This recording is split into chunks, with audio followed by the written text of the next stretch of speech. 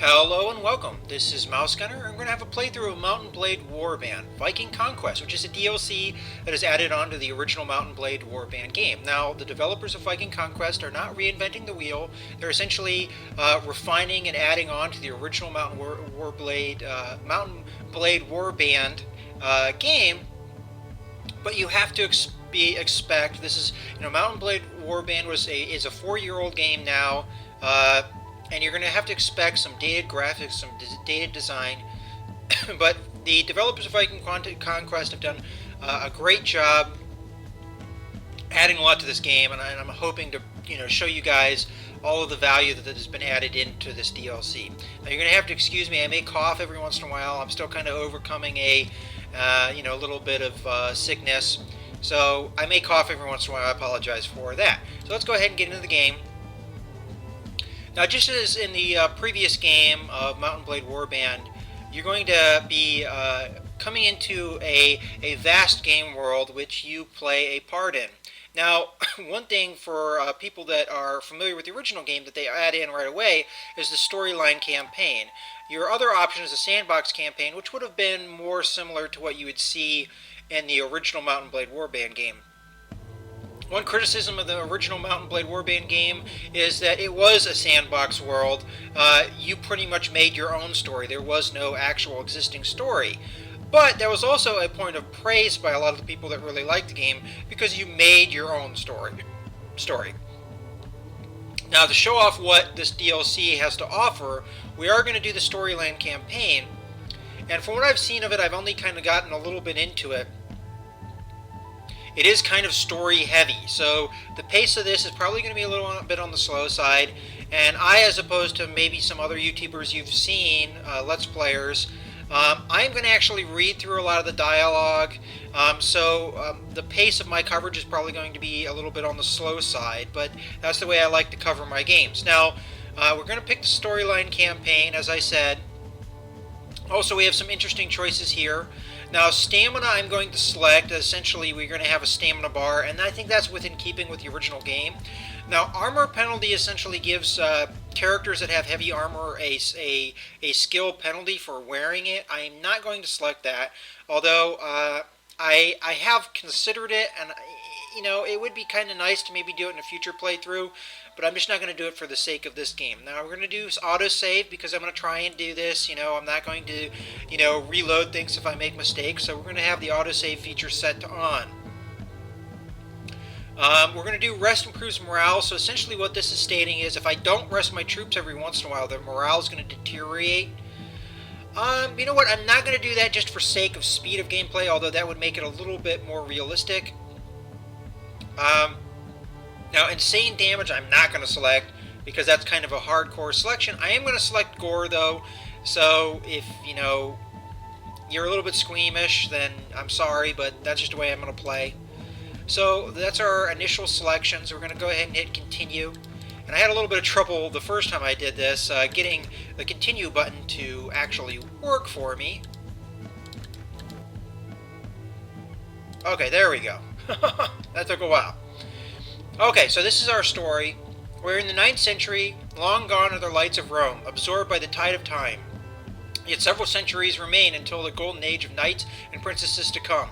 It is brutal, dark, and ruthless era of raw strength and survival, where men go to bed every night praying to see a new day. It is the age of the Viking, the clans of Ireland, the ascension of Wessex, and the emergence of the kingdoms of Alba. It awaits you. So we're in AD 867 AD. It looks like the game area that we have to play in is what's modern day the Netherlands, which is called Thrace. I hope I'm pronouncing that correct. I doubt I am. Denmark, Norway, and what is modern day United Kingdom and Ireland. So let's go ahead and get into the game. Now we have our character creation, which this may be the majority of the first video. We're going to be male. Height, I'm going to make tall. I already kind of have an idea of what kind of character I'm going to make. And by the way, our selections are going to affect our little bio story here as we go. We're going to be young. I'm not sure if there's aging involved in this game or not. We'll see. Now, personality seems like something they've added into this game. This is new. And I've kind of tweaked through these, but essentially it's your personality, and it kind of describes it here. So sanguine is people who are optimistic, imaginative, artistic, cheerful, sociable, rational, and pleasure-seeking. So other choices you have, by the way, I guess I should show the other choices here. You have a choice of either adult, elder, or young. We're going to do young. Now, we already described sanguine. Now, phlegmatic is associated with people who are calm, compassionate, self-content, reliable, shy, observant, and consistent. Then we have melancholic. This is someone who is introverted, sensitive, intuitive, creative, perfectionistic, patient, caring, and tolerant. This more describes me as a person. Choleric is someone that is associated with people who are persuasive, egocentric, extroverted, independent, charismatic, and ambitious. This is the character we're going to play as. Mostly we're going to play as a tall, brutish kind of character. What is our greatest virtue? And I'm going to choose, we have wisdom, fortitude, temperance, and justice. I have a feeling you could probably guess at what these are going to do, but it does kind of describe it to you. So fortitude is also called courage, and so on and so forth. Our nationality, now this is something that's also new. In the previous game, I think you were always a foreigner. Where you got to start was your choice if you're doing the sandbox. But nationality is a new choice, and it does say that these selections that I'm choosing up at the top, it says that they will affect dialogue. So we have a number of choices. We have foreigner, which means you're a straight up foreigner. You're far enough away. You're from far enough away that you're not on the actual game map. You have the Scoto-Pict, so essentially we're going to be Scottish with that choice. Britain, I believe, are the Welsh. The Irish, well, that's kind of self-explanatory. The Frisian are like the Dutch or current-day Netherlands.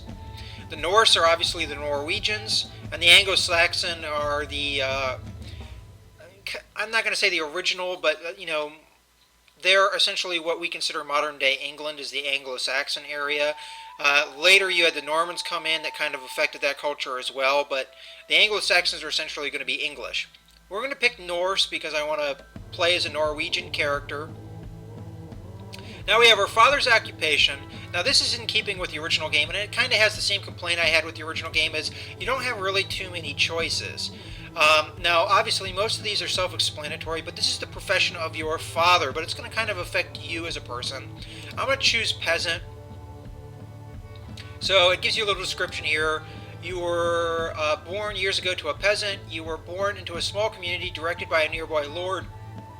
Your childhood was happy enough where there was little time to play. Practically, from the time you could walk, you were put to work harvesting cabbage with your frozen fingers. So essentially, we were a peasant farmer. What you learned while you were a child. Now you have martial arts, crafts, oratory, stealing, and farming. I'm going to choose farming. But obviously these are going to affect some of our skills, our starting skills, and maybe our starting equipment. Now you might think, well, martial arts would be a good choice, but you have to understand from the story aspect, you're going to be a page at a nobleman's hall, essentially like a squire or whatever, before there were such a thing. So I don't want to choose that because I don't feel like it's in keeping with the kind of story I'm going with. So I want to go with the farmer. So we're peasant farmer. And or at least as a child we were a peasant farmer. Now our vocation, I'm going to be a slave, and one of the reasons for that is it seems from the description that we have here that it gives us more strength and endurance, which is kind of the character I want to play as. Now our religion, I'm not sure if the Norse were converted to Christianity yet at this point in time. But I'm going to choose pagan. Again, I don't know if the Vikings and the Norse people have eventually converted to Christianity, but I'm not exactly sure what time period that happened. If you are more of an expert in the Dark Ages and you know exactly when the Norwegians converted to Christianity, go ahead and leave a comment. But I'm going to choose pagan. Again, I don't know if that's the right choice, but that's what I'm going to go with. And let's see what we have. Alright. Your family believed in the Scandinavian gods. We are trying to play a Scandinavian. Alright, and you get all that going. So we're going to go ahead and continue. We're going to choose realistic as our save. So essentially, whenever I choose to quit, it's also going to save. So this is, because I'm doing a Let's Play, I'm not going to be able to reload any mistakes I make, which is fine because whatever mistakes I'm going to make are going to be on video anyway. So you guys can rest assured that I'm not going to edit out mistakes because I can't. So we're going to do realistic. Yeah, blah, blah, blah. So, the name I'm going to choose, did a little bit of research into Norwegian names, and I'm going to choose this. I don't know what it means, but it just sounded like the name that fit what character I was trying to do. A nice hard B sounding name. Now, we get to put some points into attributes, and this more or less is going to keep in with the original Mount & Blade Warband game. But probably what I'm going to do is I'm going to put a couple points in agility, a point in intelligence, and a point in charisma. We already have a lot of strength, and we can always increase that as we level up anyway. Okay, now some of the skills I've noticed have changed. For instance, Sea King is a new skill, and that is how many ships you can command. I get with 1 point, and I don't know if that's because I was Norse, and the Norse are going to be pretty much needing a boat to get across the ocean anyway. But I'm not going to choose any more in that. We have navigation, which apparently speeds up your travel time when you're on the ocean. By the way, ships and the movement and the combat is a new addition that this DLC is bringing, and kind of a big part of this game. So that's kind of why you have these skills, and that is kind of a cool addition to the game. Now, Iron Flesh is a skill that was already existing in the previous game, and essentially gives you more hit points. You have Power Strike, which is going to give you more damage, which I am going to give us a couple points in that.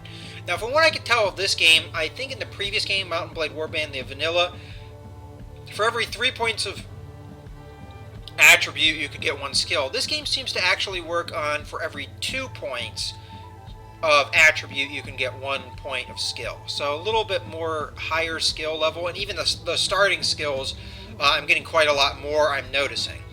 Power throw we may put a point into, I'm not sure. Probably throwing weapons and melee weapons is the way we're going to go. We're not going to put anything into power draw, which would be for archery. Now, weapon maintenance appears to be a new skill, and I'm not exactly sure how that works. We'll have to figure that out. I may put a point into that. Now, weapon master is your essentially how high as far as your proficiency you can get through skill points. Weapon master, it looks like at the 3rd level we can get up to 140. I'm not sure if I'm going to put a point in that yet. Athletics, it looks like, is maxed out. And that essentially improves our speed while on foot. We're not going to put any points in riding skill. We're going to be predominantly a on-foot kind of person. Looting is how much we get when we loot. I mean, that's pretty self-explanatory. Trainer we are going to put a point into, because essentially we progressively train our party members as we travel. It's kind of an important skill, so I put at least 1 point into that. So we get some. If you had no points, you would get 0 improvement. So it gives us a little bit of experience points to our party as we move, or as time progresses. Tracking, essentially, most of these skills are self-explanatory, and you can kind of see how they work in the game as we get into it. Most of these things I'm not sure I'm going to really put skill points into. I may put a point into leadership. That's an important skill, because not only does it help your party morale, it also reduces troop wages, but it also makes your parties larger. So I'm going to put 1 point here. I see myself putting 1 point into weapons maintenance and weapons master, and outside of that, that's all over skill points. Now, for our proficiency, I'm not sure if we're going to go sword and board or two-handed. Maybe we will go sword and board. I'm not 100% on that. So we're going to put some points into one-handed and throwing. Get them up to 95 apiece. And maybe if we change our mind later, we will put some into two-handed weapon skill. Okay, so that's pretty much our character made. So let's go ahead and hit done. Now we have to choose our appearance. Looking through this, I think we're going to go with this guy, kind of an Arnold Schwarzenegger looking dude. Age is probably fine. Essentially that makes our face look, a little bit more aged, obviously. Hair color, I'm going to go with kind of a reddish tinge, something like that. Now our hair, I want kind of a longer haircut, something like this. And our beard, I want something pretty sizable, maybe a little fancy. The only problem is with what I've seen of the braided hair is it doesn't really cover the full face, which is what I want our character to have, a more sizable beard. So I'm thinking either...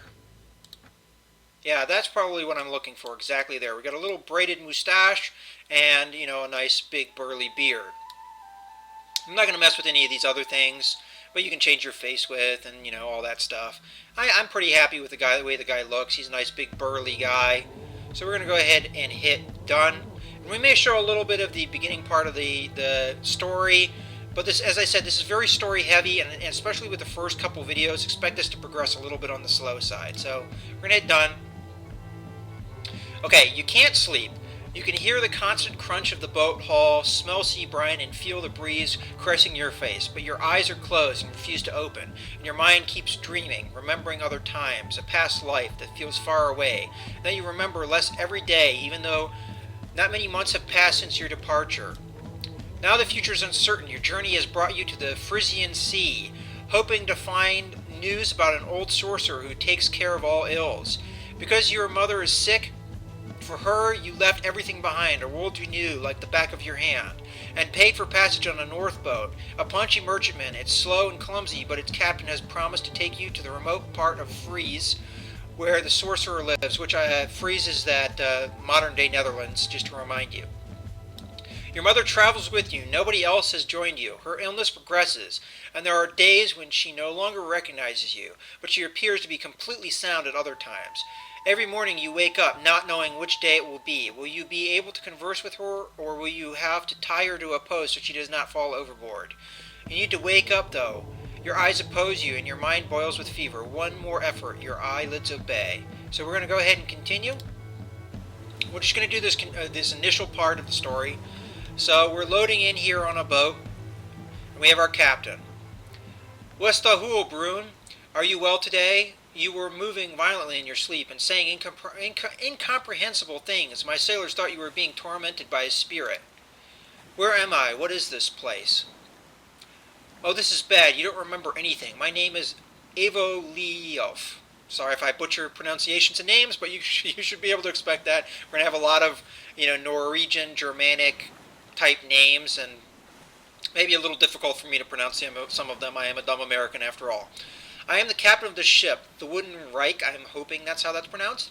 You embarked with us in Fries some weeks ago, paying well for us to take you on.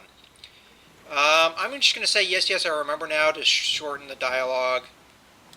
Well, don't worry. These things happen to everyone. Thanks, but it's light out. Shouldn't we be under full sail? The boat is not moving. What is happening? Why have we stopped? We found a bit of wreckage, some half-sunken ships. Looks like there was a fight here recently. I have my men checking out the situation and looking for survivors. Poor bastards wouldn't have had a chance against Viking longships. We'll be on our way soon enough, though. I'm going to say this, because, you know, our guy's a little bit more of a go-getter. Well, finally, a bit of excitement. I think I'll go and help them. May we talk later, sir? I need to give some orders to my men. Alrighty, so we get a little bit of a tutorial here, but I already have a pretty good idea how to play the game. We're going to go ahead and talk to our mother here. She has aged several years since her illness began. She's so frail that she looks like she would break if you touched her. This is not the woman you know, just a vague memory of her, but she's still your mother. My son, it's such a nice day. The sea is so bright. It's truly a pity to have all these shipwrecks spoil the scene. Yes, mother, I'm glad you were well today. She smiles and looks at you with love. Not only well, but happy. I'm glad we made this trip. But we must remember to be home to make dinner. Your father will expect it. I'm not going to be a downer and say, but father is dead. I'm just going to say, you know, mother, we're going home right now. I love you. Yeah. Let's not upset the crazy sick lady. So we're supposed to, I kind of skipped over that, but the tutorial wants me to talk to Bodo here. Good day, Brune. It is good to see that you are well. You were giving us a fright. Talking in your sleep, I'd hate to be the one troubled by such dreams. Now, this is one thing about the game. You do have some of your, personality trait responses, which is what we're going to go with. Yes, I had a nightmare, but now I'm awake. All that matters is what's ahead. Yes, we are finally near Frace. After all these days, we will part. For my journey continues onwards. West Seax, for now. It's good to see you up and about, friend. I'm going to say thanks. Now I'm going to help check out those ships. You know what? I want to know a little bit more about him. Remind me who you are. To tell the truth, my mind is still a little foggy. Why, I'm Bodo. I hail from Cantabria in the kingdom of Asturias in the north of the land that the Romans called Hispania, which is modern-day Spain. We've become well acquainted on this voyage. Then I know you've told me your story, but I'd like to hear it again. Perhaps some other time. I think right now I want to keep an eye on the horizon. I'm not as convinced as the captain that stopping here is a good idea. I'm worried as well. I'm glad you are watching, my friend. And I am glad to do it for you. We've become such good friends on this trip. I'm sorry we will soon part. If we meet again in the future and need my help, you have it, my friend. Okay, so now we need to talk to a veteran to practice some combat. I think the veteran's over on the other ship, which we can just walk over to here. Let's see. I wonder if you can actually fall into the ocean. That'd be kind of funny. I don't think there's any other characters to talk to, other than maybe the sailor. What does he have to say? Okay. So, not really much in the way of dialogue for him. Now, good day to you, lad. The captain hired me to protect the ship. Here on matters of defense, my word is the law. Let's see about learning how to fight. Indeed you can. I don't have anything better to do while we aren't in combat. I can find you some opponents to practice with if you like, or if you have any questions about the theory of combat, feel free to ask. I'm not going to ask any questions. I'm just going to go ahead and get on to the practice, because I know how to play the game. I've played Mount & Blade Warband quite a bit. I am a little rusty, though, I must admit. So let's just do the practice. The sailor will fight you. Are you ready? Yes, I am. Here you go, then. Good luck. So we have a little club here and a shield. Oop. Got him right in the face. And let's get him in the face again, maybe. Oh, he's blocking me. There we go. Another blow to the face. There we go. We knocked him down. Everybody back to the ship. Hurry! Okay, so we're going to have a little bit of load here. Oh, Woden, we're in trouble. What happened? Shh, keep quiet. Listen, we're in danger. As we were watching you fight, 2 longships arrived. Now I can see the banner. It's Sven Bullneck. Ah, damn it. You better pray to whatever gods you worship. Hell, you may as well pray to those you don't. It won't matter at all if he catches us. Calm down, man. Tell me, who's Sven? You've not heard of him? Sven's a Viking. Worse, a Viking's Viking. He burns villages and sinks ships, and slaves or kills everyone in them. Everyone. But it's worse for the one he chooses for a hideous death as a sacrifice to his gods. Heard of Bladorn, the Blood Eagle? You don't want to know what that means. Now keep quiet. Okay, apparently Bladorn is a very bad god, I'm guessing there. You notice his hand shaking from nervousness. I think they're passing by. If we stay still right here, they may just think we're another bit of wreckage. That's our only hope. Okay, so what we should have...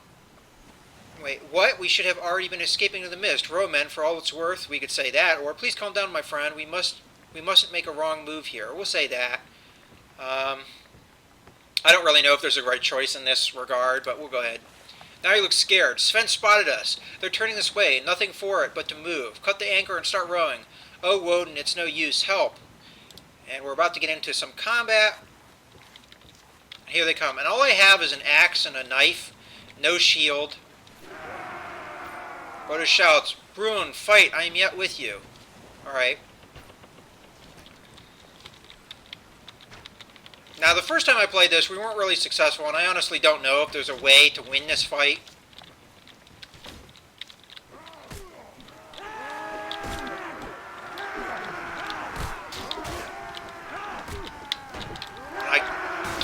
get on the boat yet. There we go. I'm going to try my best to win this fight, but I don't know if it's possible.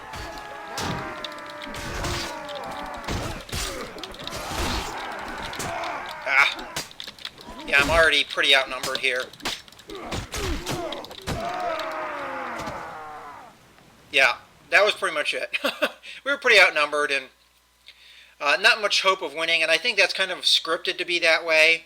But in any case, I'm going to end the video here. I hope you guys have enjoyed the video, and we'll go ahead and continue the story in the next video. In any case, this is Mouse Gunner, signing out.